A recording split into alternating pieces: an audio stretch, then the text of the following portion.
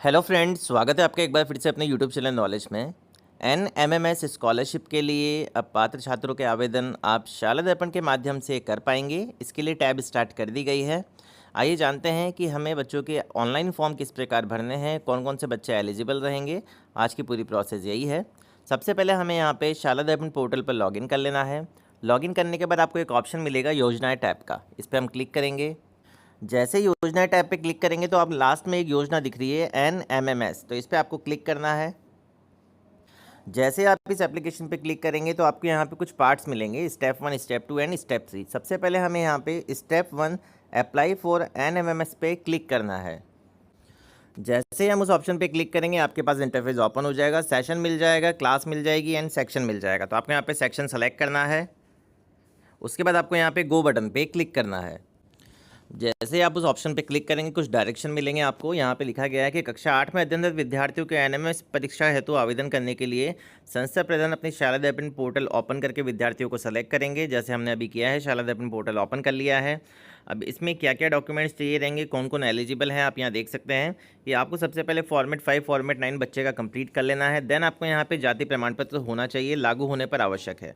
उसके बाद 7th की अंकतालिका प्रमाण पत्र जो कि राजकीय विद्यालय से उत्तीर्ण है। कक्षा 7th में न्यूनतम उत्तीर्ण जो प्रतिशत है वो होना चाहिए जनरल का 55%, SC ST का 50%। ये ध्यान रखने वाली बात है, तभी आप अप्लाई कर पाएंगे, अदरवाइज़ नहीं कर पाएंगे।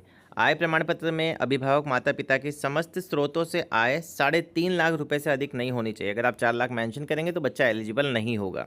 आवेदन पत्र भरते समय की गई प्रविष्टियों में किसी प्रकार का परिवर्तन होने पर शाला दर्पण पर विद्यार्थियों की प्रोफाइल अवश्य अपडेट करें। मैंने जो बताया आपको फॉर्मेट 5 फॉर्मेट 9। उसके बाद आपको यहाँ पे सिंपल अप्लाई पे जाना है, अप्लाई वाले ऑप्शन पे। इसको हम यहाँ से क्लोज कर देंगे।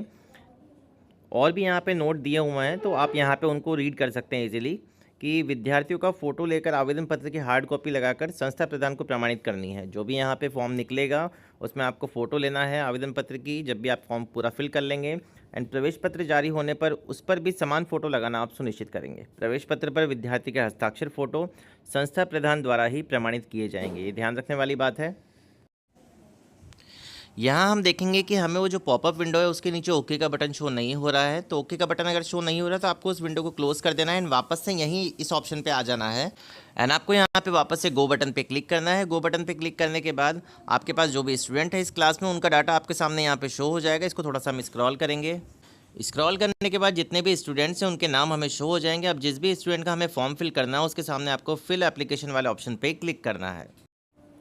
अब हम यहाँ देखेंगे कि उस बच्चे का यहाँ पे स्कॉलरशिप फॉर्म ओपन हो गया है जिसका हम फॉर्म फिल करना चाह रहे थे। National means cum merit scholarship सत्र 2026 आवेदन पत्र आपके सामने शो हो जाएगा। अब उसकी विद्यालय की डिटेल मिलेगी, ब्लॉक मिलेगा, जिला मिलेगा। इसको थोड़ा सा स्क्रॉल करेंगे। डिटेल स्क्रॉल करने के बाद हम यहाँ देखेंगे विद्यार्थी का पूरा नाम आ रहा है, पिता का नाम, माता का नाम, शाला दर्पण प्रवेशांक नंबर। ये सारी डिटेल आपको एक बार चेक कर लेनी है, जाति वर्ग। इसके बाद परीक्षा का माध्यम हिंदी आना चाहिए। विद्यालय निजी या गवर्नमेंट है वो आपके सामने शो हो जाएगा। इसके बाद स्कूल का नेम आएगा वापस से। विद्यार्थी कक्षा 7th विद्यालय का नाम 7th में कौन से स्कूल में था। अब विद्यार्थी कक्षा 7th का रिजल्ट आपको मैंने बता दिया है। जो भी जनरल कैटेगरी है उसको 55% एंड जो SC ST है वहाँ 50%। तो यहाँ हम उनका रिजल्ट मेंशन कर देंगे। अब यहाँ पे हम देखेंगे कि जो भी विद्यार्थी के परिवार का विवरण है वो हमारे सामने यहाँ पे शो हो जाएगा क्योंकि हमने फॉर्मेट 9 या फॉर्मेट 5 कंप्लीट किए हुए हैं। रिजल्ट यहाँ पे फिल करने के बाद आपको इसको थोड़ा सा स्क्रॉल करेंगे तो विद्यार्थी का पता शो होगा, मोबाइल नंबर शो होंगे, ईमेल आईडी आप फिल करना चाहें तो कर सकते हैं।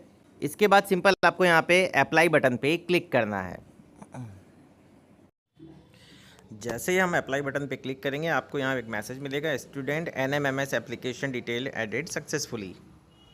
अब आपको वापस से योजना टैब में जाना है।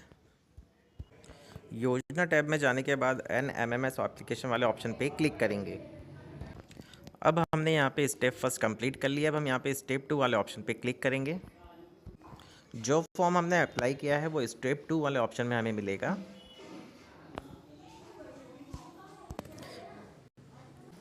जैसे हम यहाँ पे submit NMIMS field application form वाले ऑप्शन पे क्लिक करेंगे स्टेप 2 पे, तो जो हमने फॉर्म अप्लाई किया था वो हमारे सामने यहाँ पे डिस्प्ले हो जाएगा। यहाँ पे स्टूडेंट का नेम आ जाएगा, father name, gender, date of birth. आपको यहाँ स्टूडेंट नेम के सामने 3 ऑप्शन मिलेंगे, सबमिट, व्यू एंड डिलीट का। अब आपको यहाँ पे फॉर्म को अगर आपने चेक कर लिया है तो सबमिट बटन पे क्लिक करना है। सबमिट बटन पे क्लिक करते ही आपका फॉर्म यहाँ से सक्सेसफुली अप्लाई हो जाएगा। अगर आपको लगता है फॉर्म में किसी प्रकार का करेक्शन है तो यहाँ पे डिलीट का बटन दिया हुआ है, आप डिलीट बटन पे क्लिक करके इस फॉर्म को यहाँ से डिलीट कर सकते हैं। एंड इस फॉर्म को आपको वापस से चेक करना है तो आपके पास व्यू का बटन भी है, व्यू बटन पे चेक करके आप वापस से इस फॉर्म को चेक करके सबमिट करें, उसके बाद ही आप पूरी जाँच करें। जैसे ही हम स्टेप 2 से फॉर्म सबमिट करेंगे, ये फॉर्म हमें मिलेगा स्टेप 3 में, NMMS फाइनल सबमिटेड एप्लीकेशन पे, इस पर हम क्लिक करेंगे। अब आप यहाँ देखेंगे, यहाँ पे आपको अभी कोई भी फॉर्म प्रदर्शित नहीं हो रहा है, क्योंकि वहाँ मैंने फॉर्म को फाइनल सबमिट नहीं किया था। आप जब सबमिट करेंगे तो यहाँ फॉर्म 100% शो हो जाएगा एंड उसके बाद आप उसका प्रिंट आउट भी ले सकते हैं। तो ये पूरी प्रोसेस है कि हम NMMS स्कॉलरशिप फॉर्म 2026 कैसे अप्लाई करेंगे। अगर आपको वीडियो पसंद आया हो तो प्लीज़ चैनल को सब्सक्राइब करें एंड वीडियो को लाइक और शेयर करना ना भूलें। Thank you so much.